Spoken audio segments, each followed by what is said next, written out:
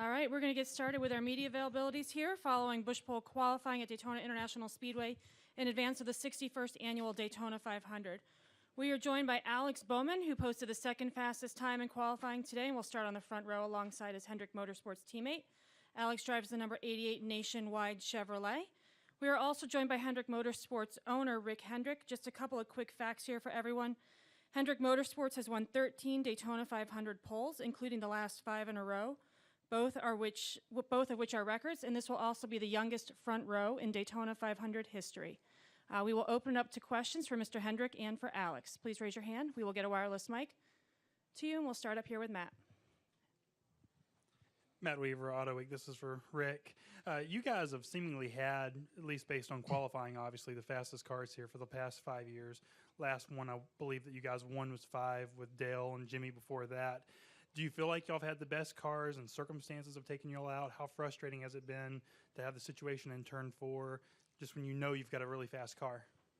Well, it's always tough when you run this race, and we've led a lot of laps, and we just haven't been able to close the deal. But that's part of it down here, and we kind of look at it like it's multiple races. You know, you got to qualify. When I started, you just want to make the field, you know, and nervous not to get in the race, and we put a lot of emphasis on trying to sit on the pole and go for the front row, and so I think we got the speed. We got to get the handling, you know, now down, and I think this is our second year with this car, so I think we're going to be in good shape. So we'll see. It's a very competitive race, and you've got a lot of things that are not under your control. Go to Mark. Mark Arrow, PRN. Can't resist, because Alex was in here the other day saying that you guys have still to set a date for this big match race that we've been hearing about. So You're killing me. So Killing me. and he was almost throwing the gauntlet down. I mean, I'm not trying to throw him under the bus or anything, but I was just wondering at some point that you're actually going to set him up, and set him down. Oh, He was? wow. Yeah. No, Yeah. not at all. Yeah, he started it. So for the record, he started it. I didn't, but I'm going to finish it. So it's going to happen here in the next probably 90 days. He told me in between rounds of qualifying that if I beat him, it would be bad for my career. No pressure. Additional questions for Mr. Hendrick or Alex? Coming here to Greg. Greg Engel, Auto Week. On a serious note, Mr. H, no matter what happens in the race, or no matter what happens the rest of the season, because we could talk about you've done well, but how valuable is this for your sponsors, for your partners, your stakeholders, to have this moment in the sun, so to speak, because this weekend kind of belongs to you guys now with this front row. So how valuable is it overall? It's really valuable. I mean, you're right. You got a whole whole week to celebrate this, and our sponsors. We got everybody coming. This is one of the largest crowds of sponsors we have. It's going to be here next week. Allies brand new. Their CEO is on the phone. My phones were blowing up. The Nationwide folks, their folks are coming. So, Axalta took a chance on a young guy, and so it's really neat for the sponsors to say, hey, we like these young guys and we're going to support them, and it's really good for Chad to come out of the box with he and William to sit on the front row, and William at his age. So it's a big morale booster. No secret, we didn't have the year we wanted last year, and so coming out of the gate, no matter what happens, we get to celebrate this for a week. I've been down here when I had a car in the back, one in the front, one in the middle, qualifying, and then you have to answer the sponsors. Well, why aren't you giving them the same stuff? I've had that question for 35 years, as many years as I've run 2 cars. So this year, to have them right on top of each other just means the organization did a heck of a job. Engine shop, body shop, teams working together. So, you're right, man. This is the deal, to sit on the pole at Daytona. Any additional questions? Up front to Godwin. Alex, usually second place is, but in this case you did. I mean, it means something. Can you talk about that? Yeah, absolutely. It's It's so cool to be part of HMS 1234. That's really neat and just shows how well everybody's working together. To be locked into that front row, barring a disaster in the duel, is really neat and kind of lets us focus on getting our car driving really well and learning what we can through the clash and the duel and everything. So it's cool to be a part of. You always want one spot more, and it would be cool to have another Daytona 500 pole, but it's neat to see William get that. I'm proud of the 24 team as well as the 88 team, and just really focused on learning what I can in the next week and being the most prepared I can for the 500. We'll go back to Mark and then to Bob. Mark, Carol, Pierre, and Alex, you got kind of the same kind of start a year ago and didn't get the payoff. What do you think? Will you do anything different? Is there something you've thought about as far as the approach to the 500 and the duels that you can maybe use to make yourself stronger and more ready for Sunday and give yourself a better chance? Yeah, absolutely. I mean, I hadn't speedway raced in over a year last year going into the duel in the 500, so that was a tough spot for me to try to kind of get caught back up to where things were at rather quickly. So I think we ran really strong in the 500. We ran up front for a good amount of the day, and really we had a really good shot at it, and I just kind of butchered the last restart and didn't do a good job there, and then got caught up in a crash. So, I've played that restart through my mind. I think we figured out where I messed up, and I knew what I did wrong as soon as I did it, but we fixed that week and moved on from it. So, I'm definitely more confident going into this year. This car's got more handling built into it. I feel like it's just going to drive better, and I'll be able to be more aggressive, and we're still obviously really fast. So I'm just ready to go, and like I said, I'm going to do my best to learn what I can throughout the week with the clash and the duel, but I'm really confident going into the 500. We'll go to Bob. Bob Hockris, Fox Sports. Rick, do you have a message to the 24 and 88 teams on how to race on Thursday? And if you do, what is it? Bob, I have had messages in restrictor plate racing all of my racing life, and they never listened to me. So I think, hey, draft together, and then they don't, try. But no, we want to take care of the cars for sure. We want to be in a Sunday race, and we don't want to put the cars in any, unnecessary harm's way. But we got to find out what we got, so we're gonna race. But it's kind of a two-edged sword when you on the front row. You don't want to take a chance on tearing up a really good car, but you got to figure out what you have too. So we're gonna race. Come over here to the far right to Hill. Hi, Rick, over here. Hill Overton, WIXC Radio. Rick, it's obvious you guys were burning the midnight oil in the off season very much so. Where would you say you made the greatest gains? Because I know you didn't want a repeat of last year, and you've certainly to be congratulated for all you've accomplished thus far. Well, this is one race with this car, and then we go to a new setup altogether when we leave here. But I think, and to sit on the pole and be fast here, it takes everything. It's you stacking pennies in the engine shop.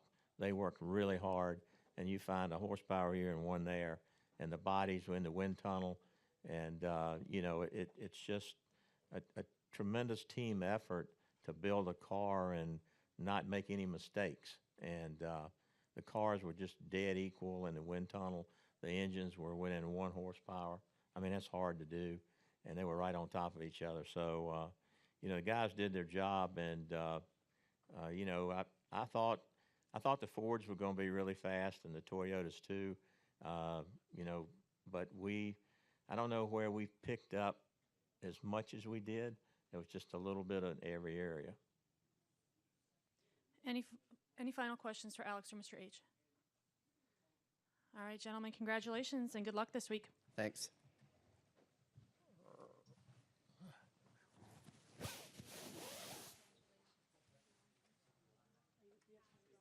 I gotta go.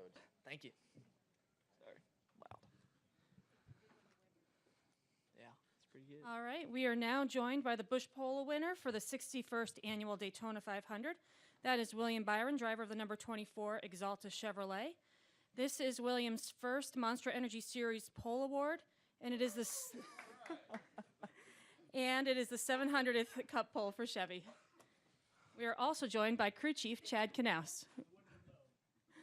We will open it up to questions. Please raise your hand. We'll get a wireless mic to you. All right, we'll start with Mark. Mark Garrow, PRN, for the both of you. Did you come in expecting this? Obviously, you thought you had fast cars, but was the expectation to come away with a pole, and how does it feel to indeed walk away with the Daytona 500 pole? Yeah, I think we're realistic. We probably thought, we're going to be somewhere in the hunt.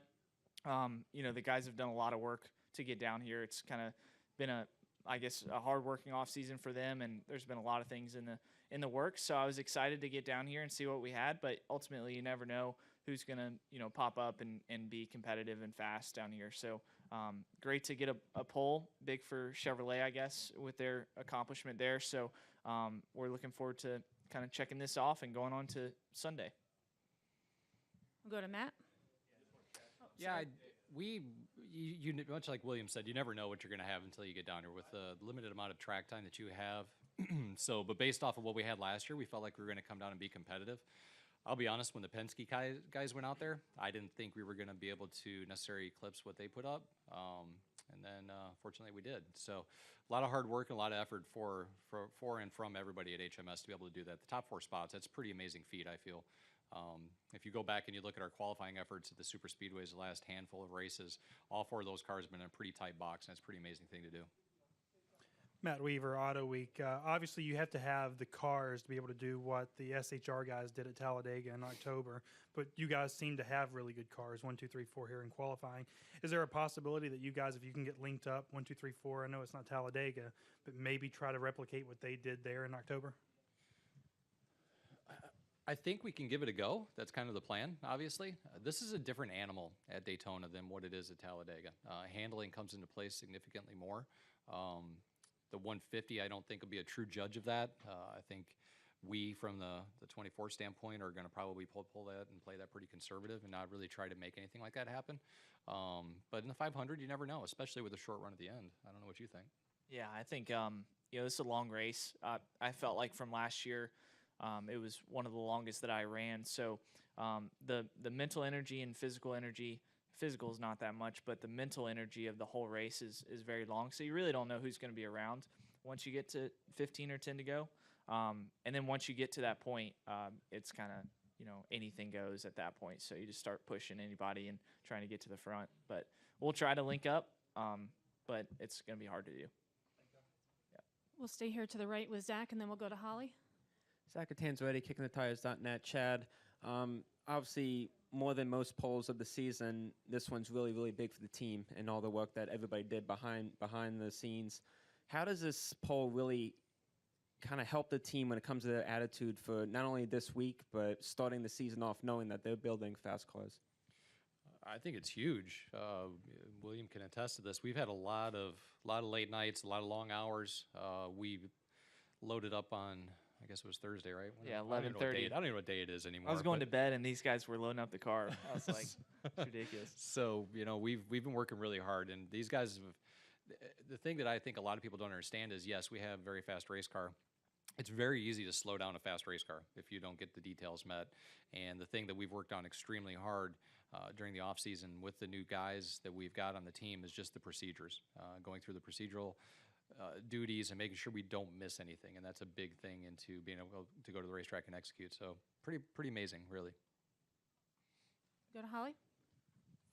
Holly Kane, the NASCAR Wire Service. Kind of along those lines, I'm just wondering if you guys could talk about, this is the most fabulous way you could start off working together, I would imagine you could have, is winning the pole for the Daytona 500. Yeah, it's really cool. I mean, this guy's done a lot over the offseason for me to get developed and ready to go. And like he was saying with the guys, just the little things are huge. So I feel like there's a lot of things that we're going through for the first time. But for me, it's kind of being here for the second time feels really comfortable. So I get to go through the garage the same way. I don't have to worry about the newness of the Cup Series. So I'm looking forward to that. And, I know we got a hungry group of guys to go after it with. Yeah, it's awesome. I mean, it really is. The last time I came here with a new driver, we sat on the front row or sat on the pole. So it's kind of cool. It really is. This is really special for me. You know, a lot of you people were here back in the 24 days and its youth, and to be a part of that and be able to come back as crew chief of the 24 car and qualify first for the Daytona 500 is just an awesome dream for me. Go to Greg up here. Greg Engelauto Week.